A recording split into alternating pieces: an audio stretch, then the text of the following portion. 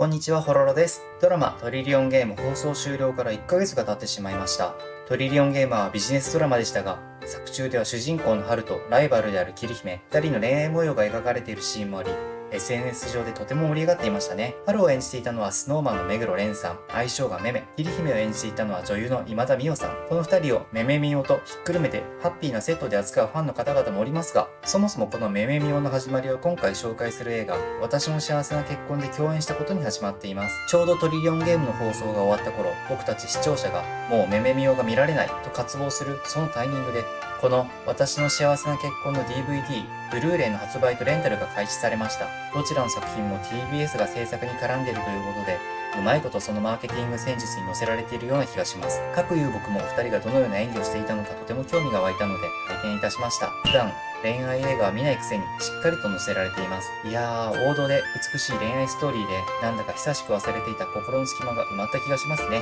これがいわゆるキュンというやつなのでしょうか。ということで今回は映画私の幸せな結婚についてお話しします。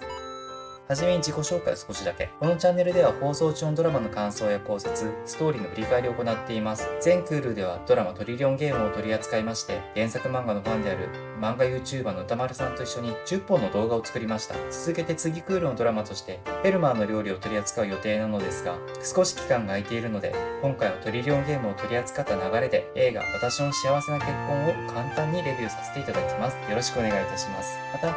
Twitter、元い X でも活動しています。多くの方と知り合ってドラマや映画談義をしたいと思っているので、ぜひフォローをお願いいたします。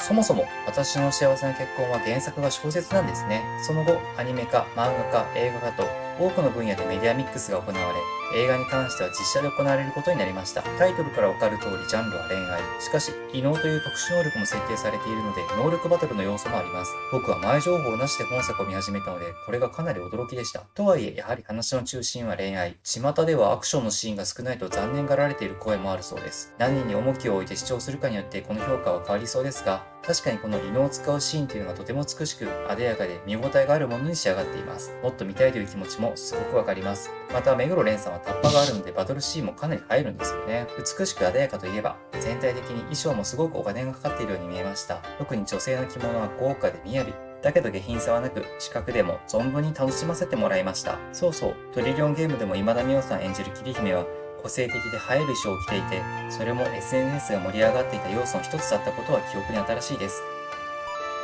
ストーリーはバトル要素もあると言ったんですが、恋愛については超王道のシンデレラストーリー。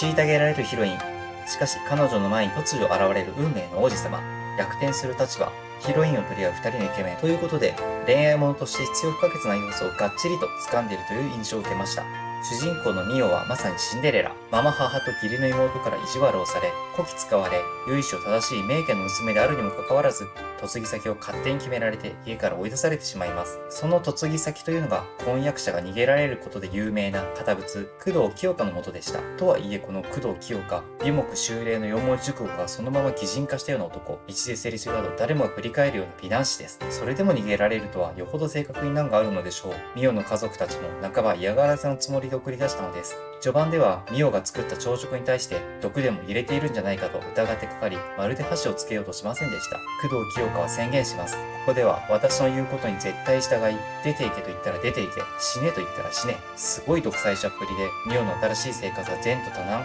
お先真っ暗ですね。これはトリリオンゲームの春と同じくわがままを極めている男かもしれないと思いました。しかしトリリオンゲームを扱っていた頃に目黒蓮さんの演技が今までのキャラクターと違いすぎて違和感があるという声を目にしていたんです。であれば今回の工藤清香のキャラクターはその評判と齟齬があります。これははてどういうことだろうと思ったらすぐにその答えは分かりました。清香は結構初期の段階で照れました。すぐにミオの本質を見抜きずっと近くにいてほしいと素直に語り優しく微笑んでくるようになったのです。他者との間に壁を作りがちなキャラクターだったはずなのですが、自身が働いている対特殊部隊でも新しくお迎えした新妻にウキウキしているのを隠せていませんでした。この人ただ愛に飢えていただけなんだな。このように2人の間には大きな苦労も衝突も弊害もなく愛が生まれるので、視聴者としてはとても安心。ところがこのまま2人の微笑ましい心の交流が描かれ続けていればハッピーだったんですが、じりじりと迫る恋のライバルの存在や2人の人生を脅かすことになるミオの出生の秘密、国を巻き込むほどの大事件の勃発、と映画としての見どころもこの後満載になっておりました。続きは本編を見てお楽しみいただければと思います。それにしても今田美桜さんの演技もすごくお上手でした。キャラクターの性質上、序盤の美桜はどんよりとした瞳が印象的。しかし清香に愛され、それを近くできるようになってからはキラキラ生き生きとした表情に変わっていて、とてもチャーミングでしたね。目黒蓮さんもインタビューで美桜と初めて出会ったシーンの表情が印象的と語っていました。今田美桜さんといえばトリリオンゲームでは桐姫を演じていて、これが原作のイメージにそぐわないと評価される方もおりました。逆に言えば本作品での彼女の役柄はとてもマッチしていて、今田美桜さんの得意分野、真骨頂はここにあるのだと納得しました。桐姫に美桜の要素はかけらもないので、比べてみると女優今田美桜の幅広い演技を楽しめます。今回は映画私の幸せな結婚の感想をお送りしました。ドラマトリリオンゲームに出演していた目黒蓮さんと今田美桜さんの2人に再び出会えるもう一つのめめみよということで大変楽しく拝見させていただきました。津田健次郎さんもね、両方の作品出演されていますよ。目黒蓮さんの金髪ロングヘアを見られるのはここだけ。同じ銀髪として気になります。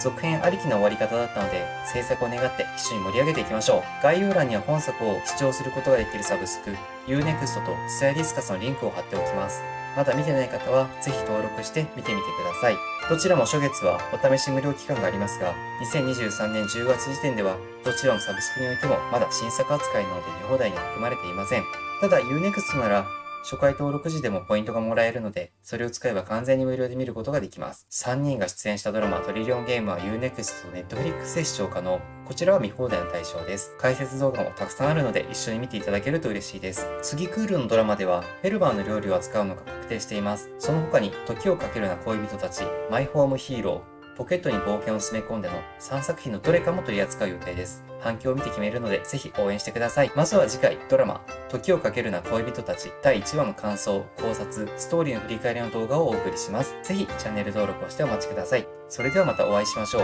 バイバイ。